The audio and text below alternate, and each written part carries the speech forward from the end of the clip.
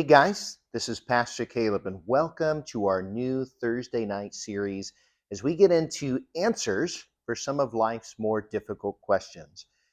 On Thursday nights, we're going to be starting a series here with Professor or Dr. Sean McDowell. We got his permission. He is an apologetics professor over at Biola. Some of you guys might know his dad, Josh McDowell, who wrote a really famous book. Sean has been putting out content weekly for a long time, and I have just been a great fan of some of the discussions, the guests, the people that he brings on, because I feel like he really is trying to equip us, the church, with resources for how we can engage in the world. August, we're going to do a Thursday night series where each week we're going to put out one of these discussions or interviews that he's done and try to equip you so that we can be salt and light, so that we can be ready to give an answer to the hope that we have. I hope that you're blessed. I hope that you enjoy these on Thursday nights, and then we can follow up if you have questions, if you have prayer requests. You can always text the church, 714-879-3314. We'll also include a link to Sean's YouTube channel where you can find hundreds of videos on everything from how to share your faith to topics like these to a whole bunch of different resources that he has there on his channel. Again, we hope that you're blessed. We hope that you enjoy this, and we hope that you'll join us on Sunday mornings at 10 and 12 as we continue to unfold God's word to answer life's most difficult questions. All right. Is empathy a sin? What's a bigger concern today? A lack of empathy in our culture and a lack of empathy among Christians towards outsiders? Or empathy being weaponized against Christians to adopt progressive views? We welcome back Tim Muehlhoff, Biola professor, co-author of mine. We wrote a book together called End the Stalemate. I almost didn't release this video actually for two reasons. One being I've already shifted my views a little bit since this conversation. I'm going to come back at the end and clarify a point that someone sent me through an email that was really, really helpful. But second, this is a little less of a debate, but more two friends, Tim Muehlhoff and I, another Biola colleague, working out an issue live together. In a sense, I kind of want to know where this position leads to and if it's defensible or not. I'm not going to say I perfectly strawman the issue. You can be the judge of that. But there's been so much conversation recently about empathy in podcasts, multiple books in the New York Times, whether the Christian community is lacking empathy towards others or whether we are being manipulated to adopt certain unbiblical positions, arguably, or left-leaning positions through our natural empathy because we're Christians. So wherever you land, maybe you're somewhere in between, which is where you can tell I land. We just hope that this conversation will help you make sense of this important debate today. Don't forget to stay around till the end because I got a quick addition to make. But let's start with, I'm really curious why this topic interested you to have a deep dive conversation about it. Well, first, thanks for having me back. I love our conversations. We've known each other for an insane amount of time. And it's really fun to be able to kick these around in a safe place. And I think we agree on a ton of things. There might be things we see a little bit differently. So empathy, my master's thesis at UNC Chapel Hill, not Duke. Let's be very clear, UNC Chapel Hill. A person wrote a letter to the Daily Tar Heel because they had National Coming Out Week. It was observed every week, every year at UNC Chapel Hill. Christian got hacked off, wrote a letter to the Daily Tar Heel calling homosexuality a sin, really going after it. It raised a huge ruckus. The chancellor had to get involved. I mean, it got regional, national attention. When was this, by the way? Early 2000s or? Oh my gosh, thank you for saying it that way. It was probably a little bit earlier than that. Okay. No, early 2000s. You're right. There you go. No, thank you. So my beloved academic mentor came up to me and said, "You're a Christian. Let's do something about this." Because the gay community responded. There was a lot of vitriol. So I took 3 members, self-identified from the gay community, 3 members of a very conservative group on campus, Christian group. Okay. And I said, give me 7 weeks to have the conversation. But if we have it right now, we already know what's going to happen. It's going to devolve into yelling and name calling. So we basically took 6 weeks of preparation. All of it was rooted in empathy.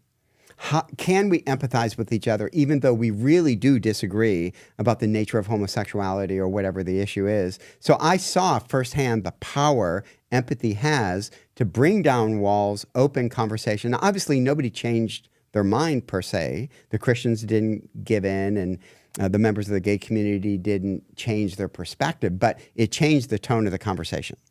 So that really, really encouraged me, but now I'm seeing trends that discourage me. Empathy's taken a real hit in the last 20, 30 years. I mean, consider very quickly, The Atlantic 2023 just did a whole issue on whatever happened to empathy.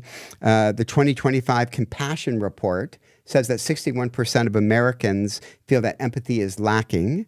The United Way 2023 study said that empathy, there's burnout, and that 14% of Americans say I'm less empathetic after the pandemic. Scientific American said in 2020 said U.S. has an empathy deficit. And then a fascinating book called Empathy, A History, a Yale scholar said this. She studies empathy, that how it's originated, defined. This is what she says. I've never seen empathy vilified in the way that it has been in these current years. To me, this disparagement marks a step in the destruction of our multicultural democracy and provides a path for the verbal dehumanization of others. And I think I've seen that.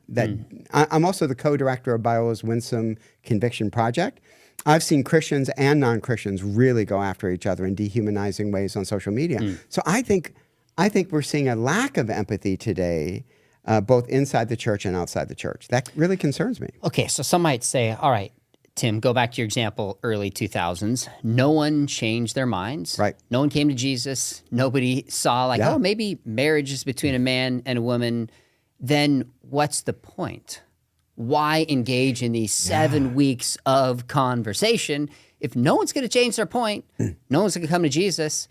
I imagine some voice would say, isn't this sinful behavior we should call out? What would be your response to that? Well, one, it got me a master's. No, can we just check that? Oh, that was a part of your thesis. Oh, that was my thesis, Sean. Okay. That was the whole thing I analyzed. So let me just say this on 2 levels. We are not called to just communicate content. I mean, Paul's very clear. I want you to speak truth, content. I want you to do it in love. That's the relational level of communication. The most famous apologetic verse in the entire New Testament, Peter says, be ready to give a reason for the hope that is in you with all gentleness and reverence. And I think what we're doing is we're shaping the communication climate. So when week 7 came, Sean, we had dinner at our house. Noreen made dinner, left, and said, protect the China. It was like, because now we're going to talk about our differences. And they full out did it for 4 hours.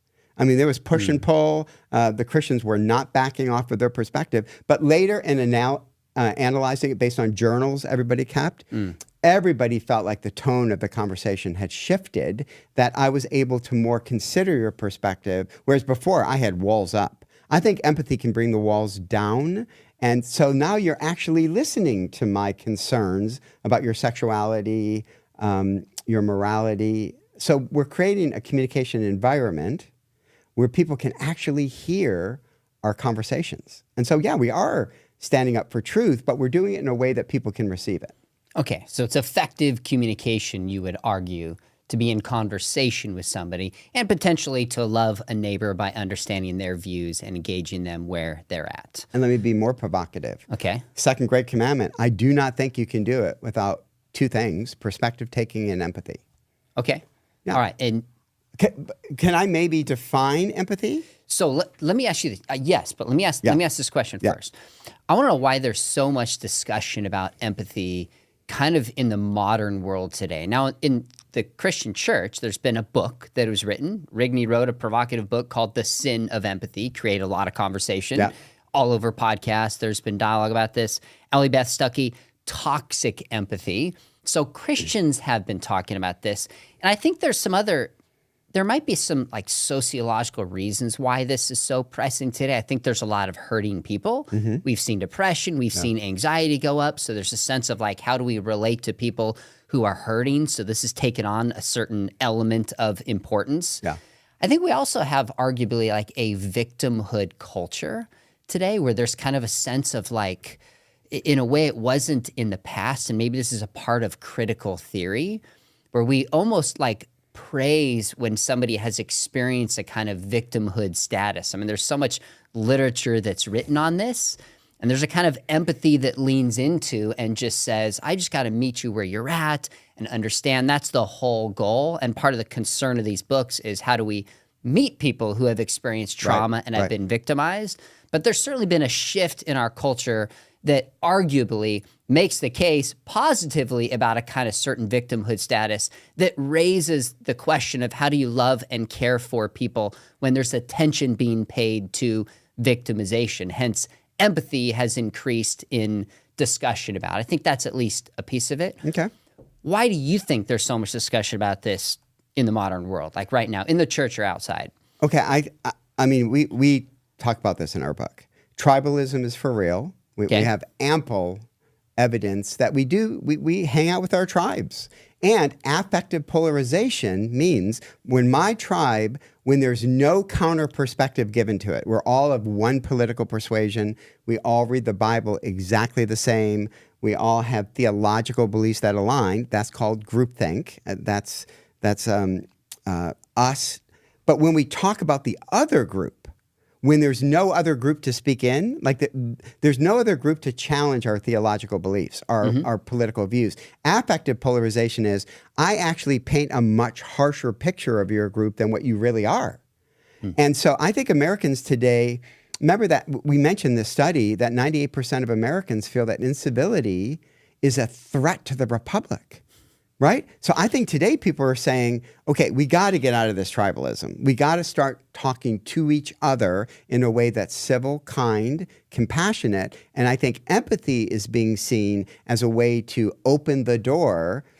So you mentioned meet a person where they're at. Well, you just described marital communication 101. You just described parental communication 101. As a communication professor, it's really good to meet a person where they're at and engage in empathy as you understand everything that has led to that person's pain, struggles, hurts, hopes, fears.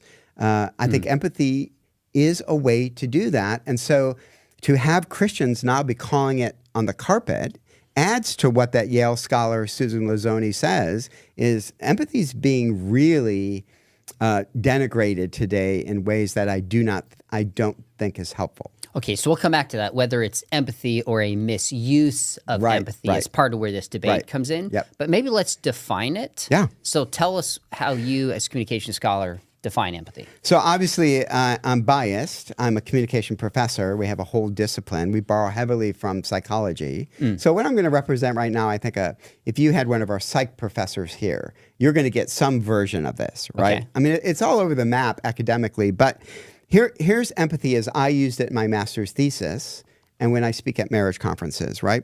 It is the ability to recreate another person's perspective, to experience the world from their point of view. Like, I want to see how you see the world before I jump in to argue how you should see the world. I first want to understand that. Okay. Now, we say there's 3 dimensions to it. The first dimension is perspective taking. I set aside my views long enough to step in and see the world through your perspective. Second, affective means this isn't just a cognitive exercise, right? I can verbatim repeat your narrative back to you. No, I actually want to experience the narrative. I want to know the pain you feel. And maybe even my viewpoint is causing you certain kind of pain. I want to know what that pain is. And then last, a genuine concern for the welfare of the other person. Now, what I think that welfare is going to be informed by my worldview, my perspective, right? Now, I think we get this definition in the scriptures, right? The writer of Hebrews says this, fascinating that the writer would say, I want you to pray for those in prison. Okay, check, done. No, I want you to do it in a certain way. This is what the writer says. Remember those in prison as if you were in prison. We just checked off the first aspect of empathy. I'm going to pretend and imagine I'm in prison. And then he goes on. Remember also those being mistreated as if you felt their pain in your own body. Right? Now we got the affective part.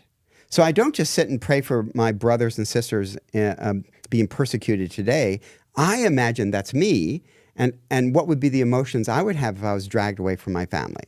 So now we don't just apply that to the church, we apply that to everybody. We sit down with a person thinking about transitioning, and the first step is, okay, tell me what led you to this moment. What are the hopes and the fears that are driving this decision? And I want to feel that. If we don't do it, I think we've immediately made the conversation defensive. And the third part is what I think they're rightfully pointing out is, I do care for your welfare. And I may have to say some things that is actually going to cause you pain now that I realize what does cause you pain. But I'm doing it because of a genuine concern for your welfare spiritually, socially, politically, theologically. Okay, so that passage in Hebrews is very interesting. It's talking about those in prison referring to brothers and sisters in Christ, right? Then you jumped and said, so we also apply this to non-Christians in the wider culture. Yeah. Where's the biblical precedent for that in the same way? Because if I'm supposed to pray for those in prison in Hebrews 13, these are my brothers, these are my sisters, I show empathy with them because they presumably have the same beliefs and worldview that I have, so I'm entering into their pain, praying for them as if I was there. It's a way of loving them. Their concern is when I start doing that with people outside of the faith, that if people empathy can be weaponized against us where we can be led astray from our convictions. Now, we'll come back to that concern, but is there biblical precedent for showing empathy to non-Christians in the same way as you read Christians in this passage? Yeah, I would say James, right? He's the first out of the gate saying, okay, we're going to try to prioritize what Jesus is saying. Okay. So he comes out and says, this may shock you, but I think true religion on the side of God is caring for orphans and widows in distress. He didn't say Christian orphans and widows. Agreed. He said orphans and widows in distress. And now we know that the historical context, we understand that women were greatly abused and there was no welfare system for children. So he's saying, I want you to care for these individuals. And so I think that would absolutely include being empathetic towards them, love your enemies, give them food. I don't think you're able to give your enemies to your food to your enemies unless you have a certain amount of empathy towards them. Otherwise, that is a ridiculous command in Scripture. Like, I'm not giving food to my enemies. I'm just not doing that. So it's interesting that you kind of put it on me. I would counter and say, why do you think the writer of Hebrews is just restricting that to Christians? Oh, I don't know the answer to that. Yeah. I'm just saying there was a jump from here's exactly what it says for brothers and sisters in Christ, feel their pain as if you were there. Yeah. Therefore, we should extend it. Yes, it says feed the poor. Yes, it says love them. Yes, it says care for orphans. But with the same language that spells it out with such clarity. I'm not saying that means it's wrong not to do so. Right. I just don't know that I see the biblical precedent in the same way. And maybe there's passages we're not thinking of, but that seems somewhat of a jump to me unless we can think of one in the same fashion. Okay, that's fair. But see, this is where I think general revelation and special revelation have to complement each other, right?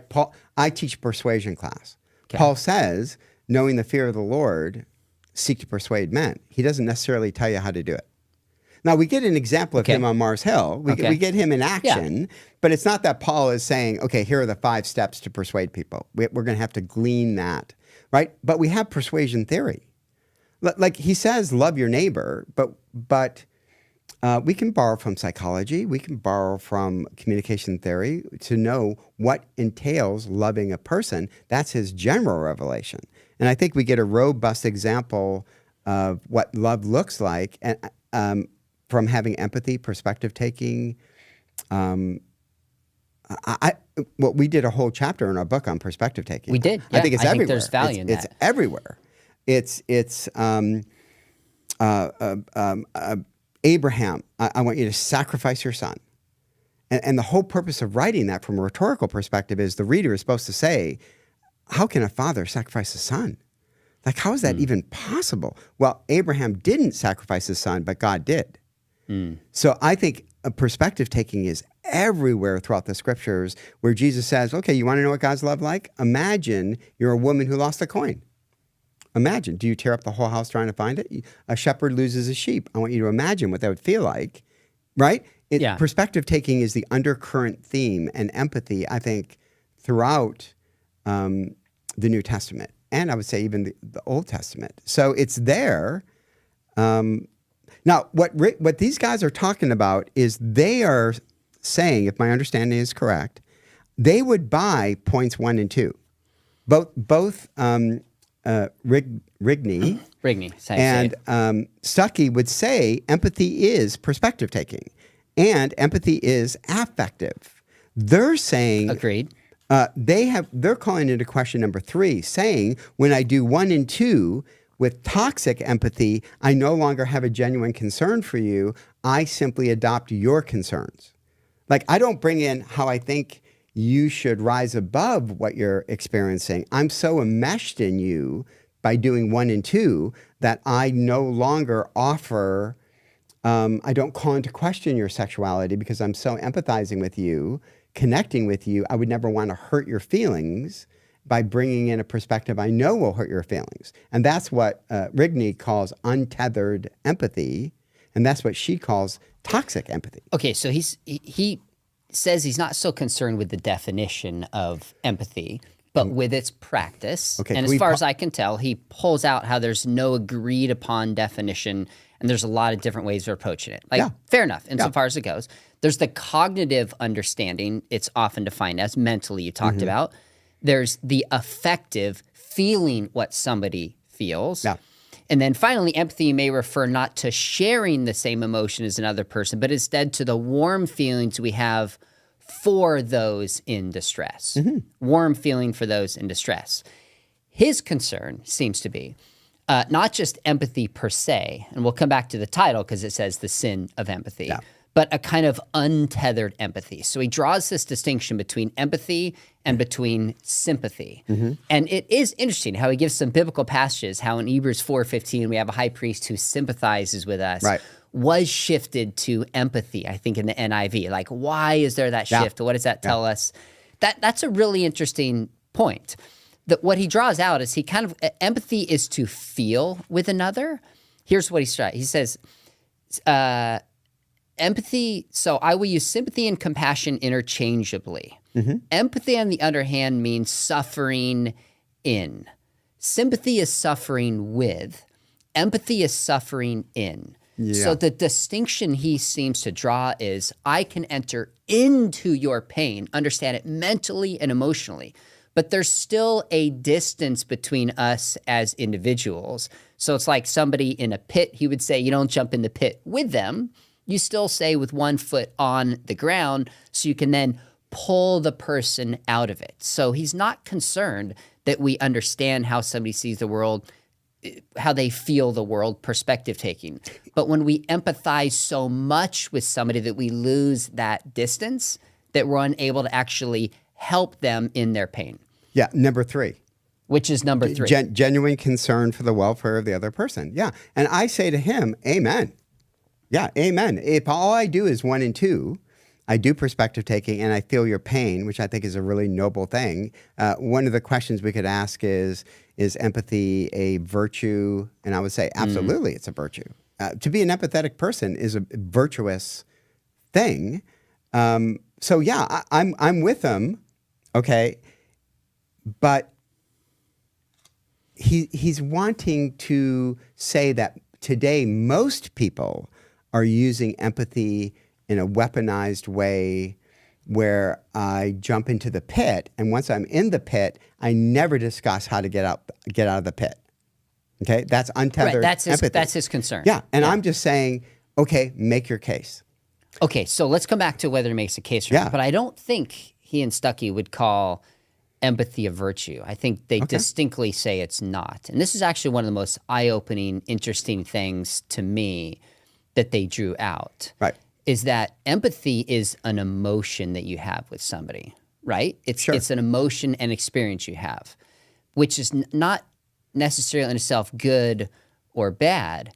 It's how and when we use empathy, right? Like anger in itself is not good or bad. You should be angry at the right things and not angry at the wrong things. And it takes some self-control to apply anger appropriately. So empathy in itself, if that's true, is not a virtue. Define virtue. Right? Give me a definition of virtue. I mean, why do I have to define it? We know it, like virtue of, say, kindness would be a virtue, or justice might be a virtue. So you're saying kindness is a virtue, but empathy isn't. Tell me think why on kindness their understanding. Well, kindness is the doesn't. way we treat somebody, right? It's a way we treat somebody as an individual. Empathy is entering into emotions that depends upon how we do it, whether it's kind or loving or not, I think is the distinction that they make. So I think Carl Rogers would disagree with it. I mean, we can't talk empathy. I don't even know who Carl Rogers is. Oh, okay. Okay. You said it like I know who this guy is. Yeah, Carl Rogers is one of the founding fathers of empathetic listening, right? So Is he a psychologist? He's a psychologist, and he's the one who came up with an empathetic stance towards a person. Now, by the way, I actually wrote down his definition because it opens the door a little bit for their concern. Okay. His definition of empathy. Yeah, so tell me his definition on here. So this is what he would say. Rogers would say, entering the private perceptual world of the other and becoming thoroughly at home in it.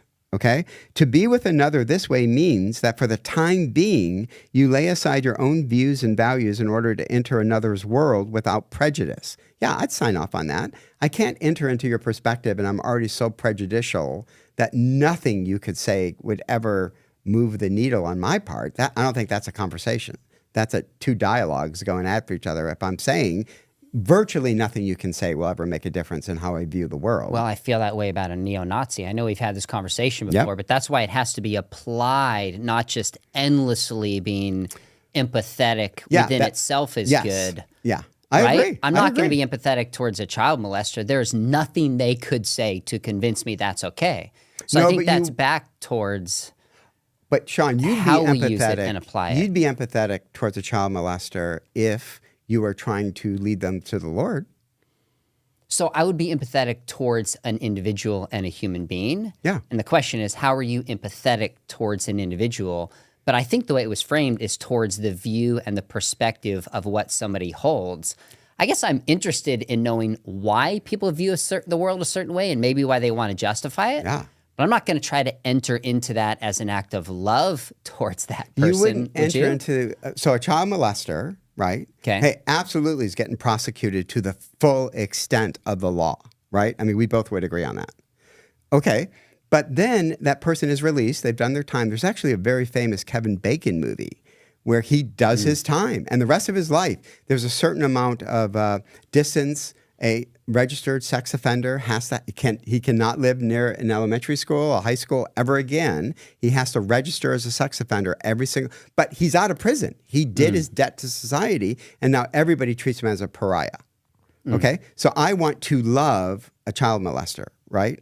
I think I'm called to do that. Now that's going to be hard because every bone in my body is going to be, I'm a father of 3 sons, right? Sure. But I'm called to love him. So I better understand, this is called bricolage.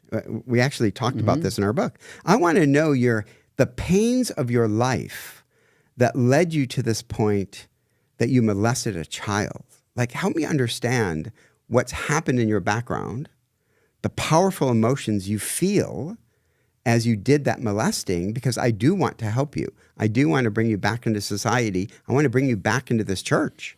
So to approach that person, I want to be empathetic as I understand your hurts and pains is a virtuous thing, which makes it's a virtuous way of approaching a person. I think anything we say of kindness is going to get applied to empathy. I can't in my mind see any distinction between kindness and empathy if we apply all 3 facets of that definition of empathy.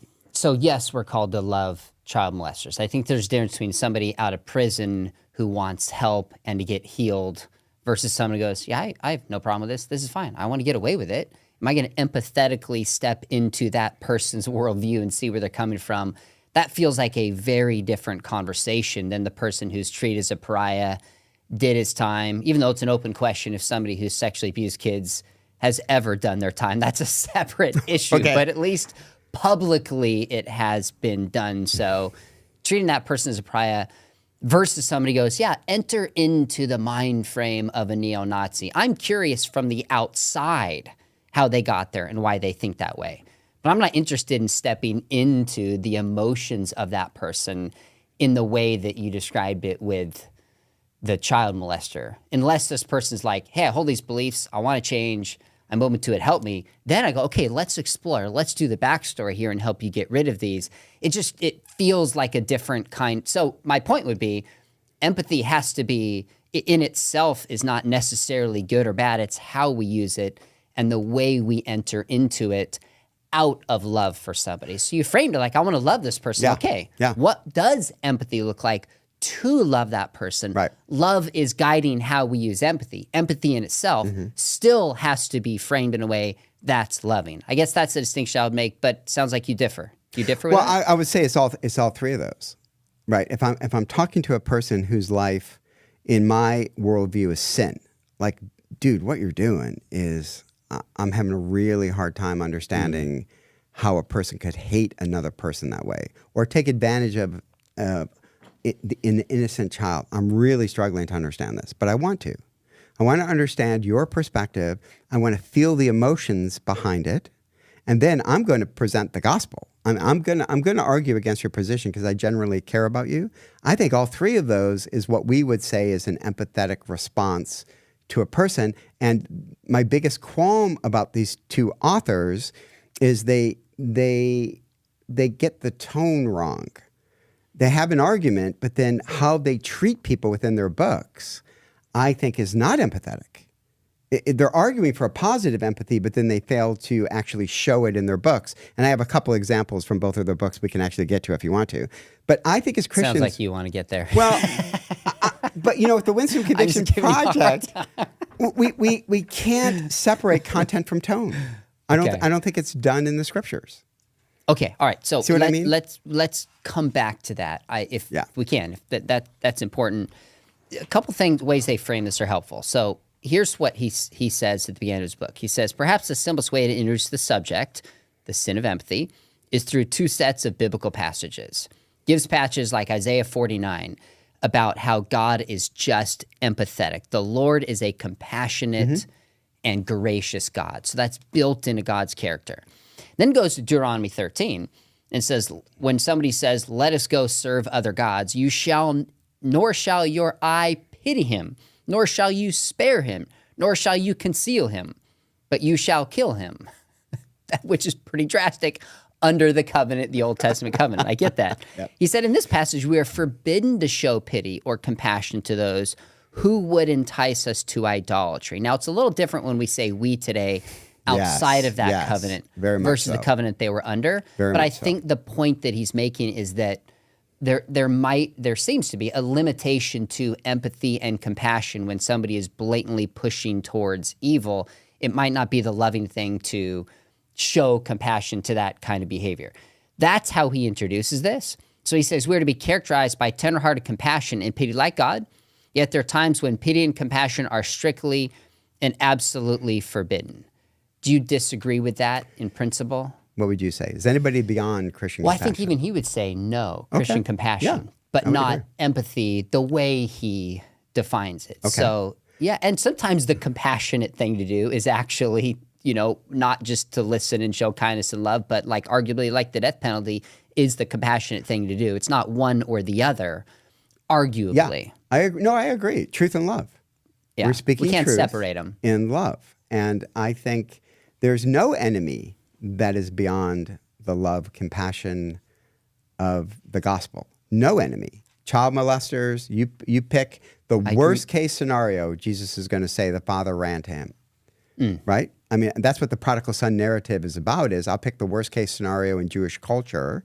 And what did the Father do? He ran to the Son. Right? So anybody can come back to God. That door is always, always open. But 100%. Understand, you have a God who's also a righteous God who's going to judge. And so I think the church, we call out people. We take a firm stance, even in public. I mean, there's certain political positions we feel like we're not going to yield on, moral positions. Okay. But what is different about our communication, Sean? That's what I've been asking people today. And I'd love for you to answer that question. What is different about a Christian communicator than the vitriol that we see today? Like, what should mark us as being different? That's a big question that I think could potentially take us aside. I think the bottom line is we have to communicate in content and the means by which we communicate that line up with the example of Jesus and Scripture. And this is really where the debate is, I think, because I hear people saying things like, I got tagged on Twitter yesterday. I posted a comment or my team posted a quick video when a student asked me, how do I respond to somebody with who wants to use a preferred pronoun? And I began with saying, try to lean in, try to understand, build common ground. It was like a 1-minute clip. And the response was like, this encapsulates all of Sean's position and all we're supposed to do. The time for kindness and bridge building is done. Yes. And I'm like, okay, first off, it's a 1-minute clip to a high school kid who's trying to figure out how to talk to his classmate. Like, you're reading way too much into this, which is a part of the poor communication, to answer your question, that takes place in our culture today. But there's a prophetic voice in Scripture to call out sin within the church and outside. And there's a compassionate way to approach things. There's kindness and truth. We can't separate it. And there's a lot of people right now who just feel like the time for just bridge building and compassion is done. Empathy has been weaponized against Christians because Christians are not necessarily compassionate. We care about loving our neighbors. We're kind-hearted as a whole. And it's been used by our culture to get us to adopt certain views on a range of issues. And Christians have fallen for this. That's the concern. Okay, but Sean, what concerns me about, and I agree, I agree with almost everything you just said. But to say Christians have fallen for this, I want to say, okay, I'm open to that. Like, I'm not naive to that. Make your argument. I think neither makes their argument. I mean, Stuckey talks about the masses have been duped by this. I can go to a Stanford study right now, 2024, where they took common Americans, gave them a blank piece of paper, said, define empathy. Go. We're not giving you any prompts whatsoever. Define empathy, and then they did a thematic analysis. And by and large, Americans did a really good job of having a very centered view of empathy that did not show signs of toxic empathy. And this is a Stanford study. So I'm open to their argument. I don't think they've made it. And I think they argue against themselves. And I would love to point out two parts in both of these books that I think just violate speaking truth in love. I would use that strong of a word. Can I see those real quick? Sure. Okay. Yeah. So very quickly, we could do a whole podcast on this, but I would identify as a Christian feminist. Without a doubt, I would define myself as a Christian feminist. I've written essays on this because there's 3 waves of feminism. See, that's just what There's like 4th wave of feminism now, right. Well, but there's at least 3. Yeah. And so the first wave of feminism was asking a very important question: are women human? Mm-hmm. Now, we take that for granted today. We're like, well, I hope the answer is yes. Sure. But I can take you right now with a group that I'm on the board. We can go to parts of Congo where that question is being answered right now, and that question is up for debate, whether women are fully human as men are. So first wave feminists were Christians. A lot of them were ardent Christians. Second wave feminism asked questions like, if a woman does the same work as a man, she should be paid what a man gets paid. And I think now we look at that and go, yeah, I think the answer to that is yes. Can a woman be the president of the United States? Well, it wasn't until 1920 they got the right to vote. Sure. Right? So I'm at least a first, second wave. Maybe the last end of the second wave I'm having issues with. Pro-life. Pro-choice, pro-gay marriage, right? I'm jumping ship. And then third wave is the radical third wave, but understand it's the third wave. It's not all of feminism. So when he writes a chapter, Feminism, the Queen of Woke, there is literally no nuance in the chapter. He has demonized feminism. And he does that all over the place. He's also very active on social media. I have some examples of him responding to certain things very quickly. Okay. And I think when we write our books, we ought to be charitable to say, listen, feminism has done many good things. Feminism has furthered the kingdom of God in many different ways. And you would have to say Jesus is a first wave feminist. I'd make that argument all day long. I think James is saying true religion, the sight of God, caring for orphans and widows. I think that's the first wave of feminism. Amen. When he writes a chapter, Feminism, the Queen of Woke, there's no nuance and there's no empathy towards feminists, right? Okay. And so when... Okay, so let's, if we can, let's take one at a time. Yeah, okay. So he writes, this is kind of the heart of my question here. He's got a line in here, and I should have written what page it's on. So I want to quote him accurately, where he says basically that kind of the progressive gaze is the biggest concern for Christian faithfulness today. That's his longest chapter, here it actually. is. It's his longest chapter, yeah. Okay. In American culture in the 21st century, it is the progressive gaze that poses the greatest threat to Christian faithfulness. So the progressive gaze is this imaginary progressive friend that Christians maybe bow to in how they communicate and how they talk for fear of offending this person and pleasing this person. Maybe this is someone who writes for the New York Times or has some culturally elite position. And so Christians have bowed down to this rather than speaking truth prophetically today. And one of the main weapons, this word is used, from the progressive side is kind of manipulating empathy, and Christians have given in to this. So that's, I hope I represented fairly, but that's his argument. It sounds like you're saying you have, well, I won't put words in your mouth. The bigger question is this the greatest threat and the biggest threat we should be concerned about, or a lack of empathy towards outsiders and other Christians that we are not portraying, biblically speaking? Wow, yeah. Because you seem to be concerned with the rhetoric as you analyze it here as a communication professor. And your concern is more the lack of empathy. And so he picks on the word winsome in there a few times. Yeah. Like this is a word that's become negative in certain circles. Right. We're trying to be winsome. We're trying to be liked. We're trying to soften things down is the way it's often characterized. You're the head of the Winsome Convictions Project. So I'm sure you read this at times and are like, wait a minute, is this about me or what I do? So I wonder, like, what's a bigger issue, or is it both? Now, I have opinions on this, but what do you think? So the co-director, I'm bringing more people onto my ship because it's not just me. The co-director, Rick Langer, wrote a brilliant piece in the Christian Scholars Review, Is Gentleness Optional? Like let's say it's, Sean, let's say it's rhetorically not effective. Like being gentle in today's politics flat out doesn't work. So the Christians say, well, then I'm not going to be gentle. It's optional. I'm only going to use it if it works for me rhetorically. No, he makes the argument in this beautiful essay, gentleness is not optional. Peter goes as far as to say this in 1 Peter 3:9, when insulted, I do not want you to insult. I want you to bless. I want you to bless. And we're like, okay, that's not going to work in today's climate. Yeah, well, gentleness isn't something we discard because we don't feel like it's working. I don't get a gentleness feeling from either of these authors when they go to the very people we should be in dialogue with. So the progressive gaze, yeah, I went to UNC Chapel Hill. I can name scholar after scholar that probably would fit in that definition, but I'm called to love them.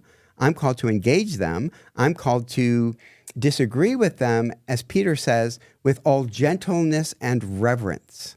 And I don't get the gentleness, reverence part when I read either of these books. I don't get the tone. Even if I might agree with parts of their argument, I don't get the tone. So fair enough. And they're not here to defend themselves and make their case. But which one do you think is the great? So what would you say? I've actually thought about this a good amount because I think both of them make a very fair point in terms of one of the ways to try to convince Christians to hold certain cultural views and ethical views and political views is empathy and compassion. And it's often one-sided, not both.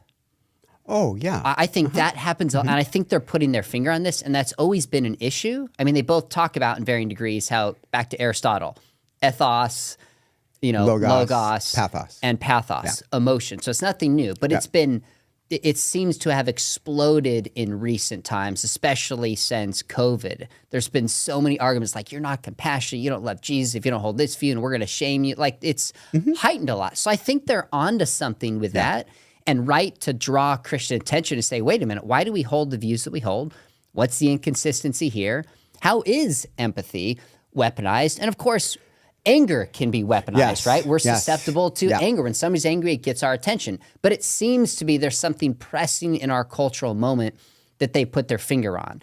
So I pause and I go, how many times have I been, shamed or manipulated into any kind of position? Because I have to be the most compassionate to hold this. They've really made me think about that a lot. And I don't always know the boundary in my life between how am I being appropriately compassionate, empathetic, and standing on truth. I don't have that figured out. But they've pushed me in the direction of saying empathy always has to be built in Scripture. But with that said, I do have a lot of friends who are not Christians who look at the Christian world and they're like, the way you guys talk and the way you treat each other and the way you communicate. I'm not even talking about these books. I'm saying as a whole is unbecoming of a follower of Jesus. And this is back to your question. Earlier you asked me about how Christians should communicate today. Yeah. And of course, it's the content, but it's the means by which we communicate. So online, I look at a ton of people and it's just as provocative as everybody else to get views. I attack somebody's character to sell books.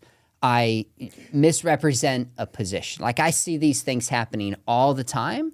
In fact, actually, I think it was on our conversation on pronouns that there was trying to model for people. Here's two Christians, right? And we differ pretty strongly on this and have convictions on the pronoun issue. On the pronoun issue, but there's love and respect for you and I that goes way deep. There were some comments of people, I believe it's on that video, they're like, just watching these Christians and the way they treat each other is ridiculous. And just affirms that I don't want anything to do with their camp. Like comments on YouTube, I think it was there, or emails that I got of watching not the way we treat each other, the other comments of how people they were attacking responding you. to the comments. Yes. Oh, I comments, agree. not you and I. Nobody critiqued I agree. that. There was a ton of comments. I'm thinking, we're not thinking about how we communicate. So to me, I think it's both. We can't lose the gentleness. Right, I think Dallas right, Willard, the allure of gentleness. Tim Keller. In fact, while you're right, it doesn't work always politically. I think it gives people pause when we don't buy into the outrage culture. Right. We actually forgive instead of cancel. People stop and are like, why are you different? Why don't you play this game? So I don't know how to judge what's more than the other. I mean, when he says this is the greatest threat to Christian faithfulness, that strikes me as way oversold. I mean, more than pornography and how that devastates churches, more than biblical illiteracy. I mean, in some ways, this concern about untethered empathy would not be an issue if we had biblical literacy and authority in the church. Then we'd say tethered, but we don't. So this is almost highlighting what some of the deeper issues are. So I don't know how to judge that, but I think there's some truth in both. Oh, I totally think there's truth in both of these books. I think it's a good, timely word that empathy, like any virtue, can be weaponized. Pick any virtue, it can be weaponized. So I'm actually, I wanted to tell you this before we started rolling, but I'm actually signing a contract for a new book. Good. Yeah, it's called The Sin of Listening, is the book. I'm going to write a book called The Sin of Listening. No, you're not. Yes, I am. It's going to be called The Sin of Are Listening. you serious or are you pulling my chain? Whatever. Okay, look, that's my problem with his tactic. Could I actually write a book, The Sin of Listening? The answer is yes. Because can listening be misused? The answer is yes. If all I do is listen to you, if all I do is listen to you, I never push back. All I do is affirm, condone. I'd say, man, you've taken listening and made it something that I don't think it was meant to be. So I'd call it the sin of listening. Now, the minute you read the book, you go, okay, you're not talking about it that way. His title, he has to have an appendix to justify. How many of your books, Sean, do you have an appendix to justify the overwhelming pushback he's gotten on his title? How many of your books you felt the need to write an appendix to justify your title? Obviously, the answer is 0 on that one. That's a fair question. This gets us off on the wrong foot immediately when I said, because what was your reaction to my book? The Sin of Listening. You were like, stop it. I would say the same reaction many of us have towards that title is the sin of empathy, one of the most established cognitive, psychological practices that is held in very much esteem today. He's going after the sin of empathy. Now, the book should be called, in all fairness, and I think he'd agree with this, the sin of untethered empathy. Yeah. Okay. But you know why it's not on the cover as much as anybody. You know why it's not there. So this gets more into like trouble you?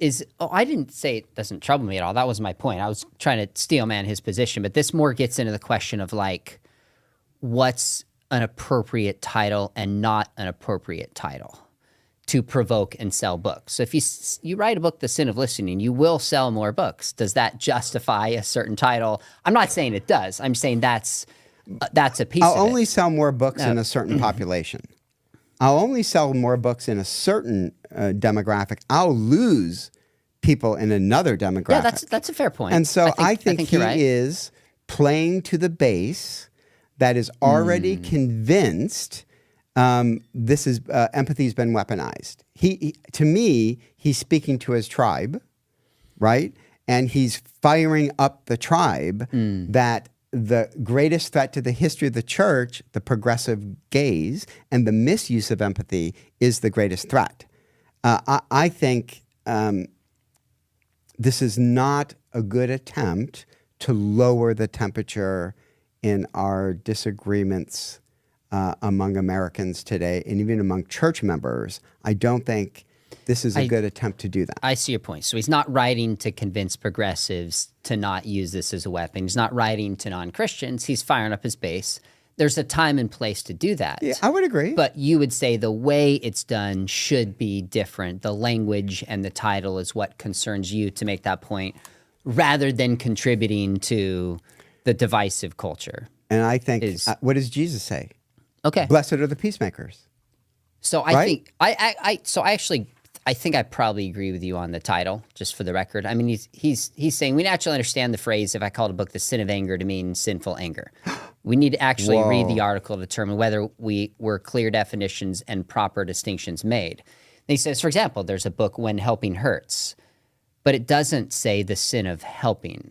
That would be a different title, okay, but right? read a couple more of these titles in the appendix. Toxic charity is like toxic empathy. And I give charity can be good. So her title is very clear. I give her kudos for putting the word toxic in front of empathy. Yeah, and she makes it clear who she's writing to and who her audience is. This one is the sin of empathy itself. Now, with that said, my only other critique is there's some people have said, he's saying sin is empathy. I'm like, actually read his book before you conclude that, because titles are meant to be provocative. We all know that. So I would take some issue with the title like you. I think those are fair concerns you're raising. But I think people shouldn't just look at the title and say he's saying sin is an empathy, or he's saying empathy is a sin.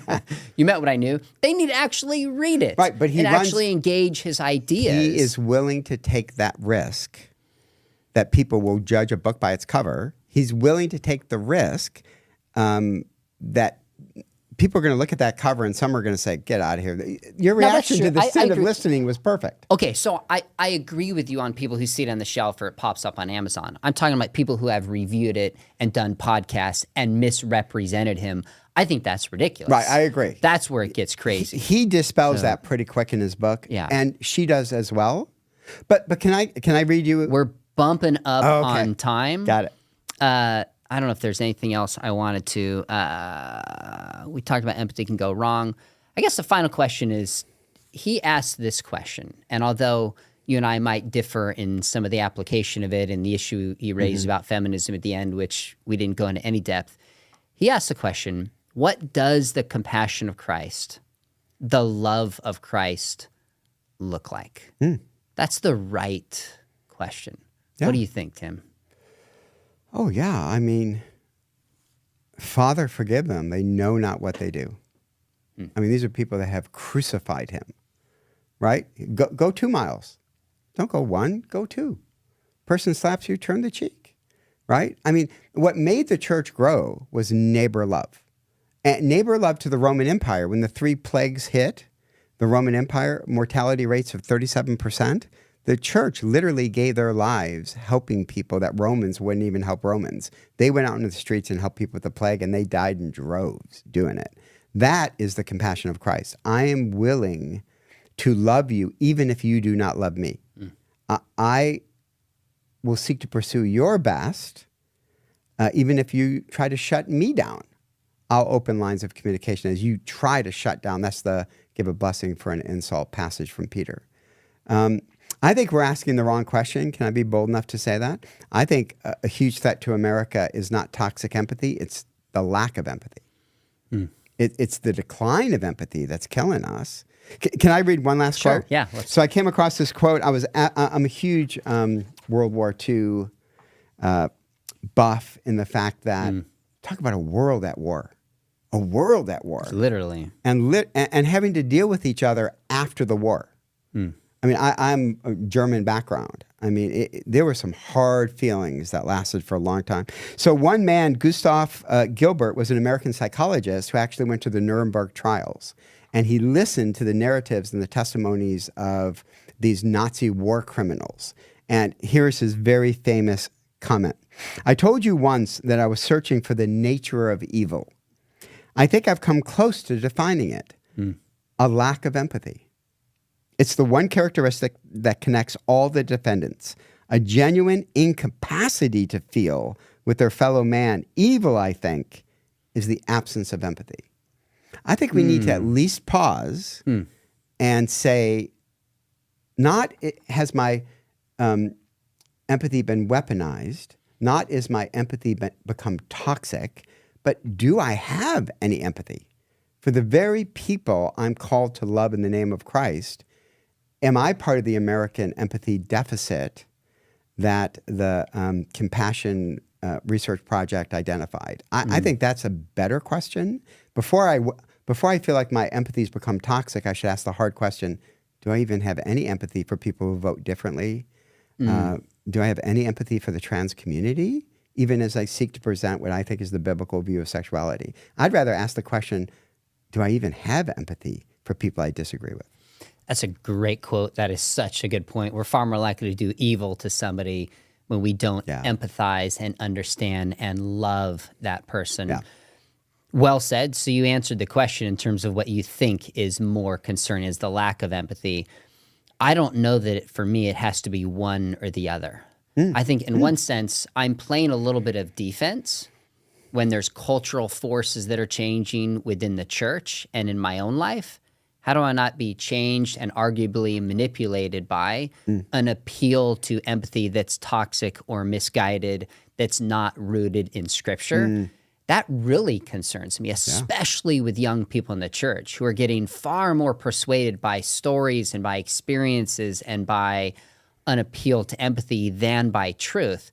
That concerns me, you might say, defensively, but offensively in terms of our engagement in the world. I think you're right that do we really have empathy and love and care for people who are our neighbors and care for them and enter into their pain? I mean, a question I ask myself a lot, and I'll end with this, is, you know, what if we got to the point in culture where somebody just says, my life is upside down, it's a wreck financially, emotionally, I need to find a Christian, because a Christian would understand and genuinely help me. Are we there, Tim? The answer is no. That's what motivates me. So I don't think it's one or the other, it's both. And I think we need to do hard work in both of those lanes, individually and collectively. Good stuff, Hey, man. I love these conversations. Always enjoy your pushback. Always make me think in a good way. I feel like you sharpen me in a ton of ways. I have more questions now that I'm going to be bothered with, which is good, because I'm going to have to go back and look at that passage in Hebrews and rethink these definitions. But love you, brother. Wonderful conversation. You too, Sean. Thanks for all you do, man. Yeah, this is fun. Enjoyed writing that book with you. And for those of you watching, this is a special episode of the Think Biblically podcast, brought to you by Talbot School of Theology, Biola University. Make sure you hit subscribe, whether on the audio podcast or here on YouTube. And we'd love to have you come study with us at Biola and Talbot. We'll see you next time. Hope you enjoyed that conversation. Just one quick point. We had released this earlier on our audio podcast, the Think Biblically podcast, and got an email from a listener, and he made such a good point. As you notice, Tim and I were talking about whether or not there is biblical precedent or a command to show empathy to outsiders. Tim gave a great example from Hebrews, but this is for fellow believers. Now, by asking for this, I'm not saying if there's not biblical precedent, we shouldn't do so. I'm just looking to say, is there biblical precedent for this? And this fellow emailed in made such a good point in the Old Testament, Exodus 22, which is right when Israel is getting the law. It says, do not mistreat or oppress a foreigner, for you, the nation of Israel, were foreigners in Egypt. That sure sounds like saying, don't do this as an action. Why? Because you have been treated this way. You, Israel, should understand and seemingly have some empathy for those who are foreigners or outsiders. Let me know what you think about that point and others. I don't have time to read all the comments in all my videos, but I'm going to go through and read the comments in this one because I really want to know, what do you think? As a whole, is the Christian community lacking empathy towards outsiders? Is that the big issue? And if so, why? Give examples. Or are we being manipulated because of our natural compassion as Christians to adopt certain progressive views, or is it in the middle? Please leave constructive comments. I'm not going to comment on all of them, but I'm going to read all the comments because I'm really eager to see what you think as I'm working this through in my own mind. Thanks for watching.